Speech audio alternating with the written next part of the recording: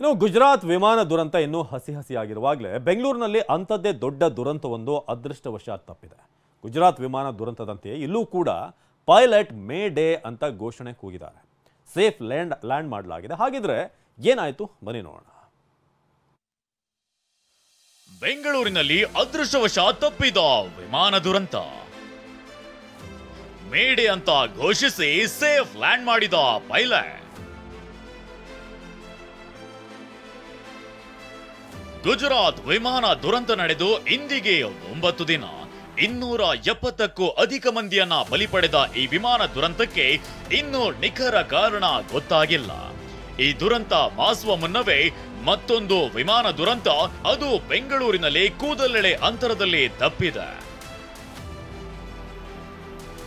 ಆಗಿದ್ದೇನೆಂದ್ರೆ June 19ರಂದು ಅಂದ್ರೆ ಗುರುವಾರ ಗುವಾಹಟಿಯಿಂದ ಚೆನ್ನೈಗೆ ಬರ್ತಿದ್ದ ಇಂಡಿಗೋ 6C6764 ವಿಮಾನ ಅಂದುಕೊಂಡಂತೆ ಆಗಿದ್ರೆ ಚೆನ್ನೈನಲ್ಲಿ ಮಧ್ಯಾಹ್ನ 1:40ಕ್ಕೆ ಲ್ಯಾಂಡ್ ಆಗ್ಬೇಕಿತ್ತು. ವಿಮಾನದಲ್ಲಿ ಭರ್ತಿ 180 ಪ್ರಯಾಣಿಕರಿದ್ರು. ಆದ್ರೆ ಆಗಿದ್ದೇ ಬೇರೆ. ಅಂದ ಹಾಗೆ ಆಗಲೇ ಹೇಳಿದಂತೆ ವಿಮಾನ ಚೆನ್ನೈನಲ್ಲಿ ಮಧ್ಯಾಹ್ನ 1:40ಕ್ಕೆ ಲ್ಯಾಂಡ್ ಆಗ್ಬೇಕಿತ್ತು. ಆದ್ರೆ ಚೆನ್ನೈನಲ್ಲಿ ಏರ್ ಟ್ರಾಫಿಕ್ ಹೆಚ್ಚಾಗಿದ್ದಕ್ಕೆ ವಿಮಾನ ಲ್ಯಾಂಡ್ ಮಾಡಲು ಅನುಮತಿ ನೀಡಿರಲಿಲ್ಲ. ಹೀಗಾಗಿ ಪೈಲಟ್ ಬಾನಂಗಳದಲ್ಲಿ ವಿಮಾನವನ್ನ ಕೆಲ ಹೊತ್ತು ರೌಂಡ್ಸ್ ಹಾಕಿಸಿದ್ದ.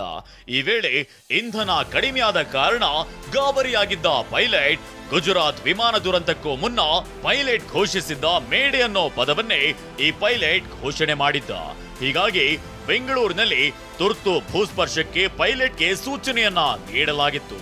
ಬಳಿಕ ಬೆಂಗಳೂರಿನ ಕೆಂಪೇಗೌಡ ಏರ್ಪೋರ್ಟ್ನಲ್ಲಿ ತುರ್ತು ಭೂಸ್ಪರ್ಶ ಮಾಡಿದ ವಿಮಾನ ನಂತರ ಇಂಧನ ತುಂಬಿಸಿಕೊಂಡು ಚೆನ್ನೈಗೆ ತೆರಳಿತ್ತು.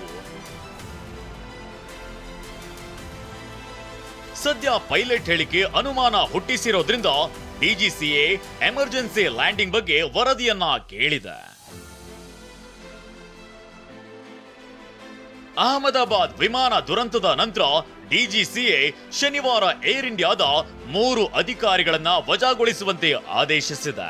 ಇದರಲ್ಲಿ ವಿಭಾಗೀಯ ಉಪಾಧ್ಯಕ್ಷ ಚೋರಾ ಸಿಂಗ್, ಸಿಬ್ಬಂದಿ ವೇಳಾಪಟ್ಟಿಯನ್ನ ನಿರ್ವಹಿಸುವ ಮುಖ್ಯ ವ್ಯವಸ್ಥಾಪಕಿ ಪಿಂಕಿ ಮಿತ್ತಲ್ ಮತ್ತು ಸಿಬ್ಬಂದಿ ವೇಳಾಪಟ್ಟಿ ಯೋಜನೆಯಲ್ಲಿ ತೊಡಗಿಸಿಕೊಂಡಿರುವ ಪಾಯಲ್ ಅರೋರಾ ಸೇರಿದ್ದಾರೆ.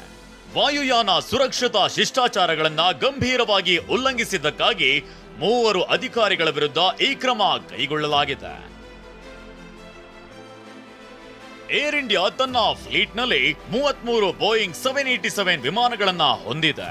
ಆದ್ರೆ ಕಳೆದ 10 ದಿನಗಳಿಂದ ಅದರ ವಿಮಾನಗಳನ್ನ ನಿರಂತರವಾಗಿ ರದ್ದುಗೊಳಿಸಲಾಗ್ತಿದೆ. ಜೂನ್ 20ರವರೆಗಿನ 9 ದಿನಗಳಲ್ಲಿ ಒಟ್ಟು 84 ವಿಮಾನಗಳನ್ನ ರದ್ದುಗೊಳಿಸಲಾಗಿದೆ. ಇದರಿಂದ ವಿಮಾನಗಳ ಬುಕ್ಕಿಂಗ್ 30% ಕುಸಿದಿದೆ ಅಂತ ವರದಿಯಾಗಿದೆ. ನವೀನ್ ಕುಮಾರ್, TV9 ದೇವನಹಳ್ಳಿ.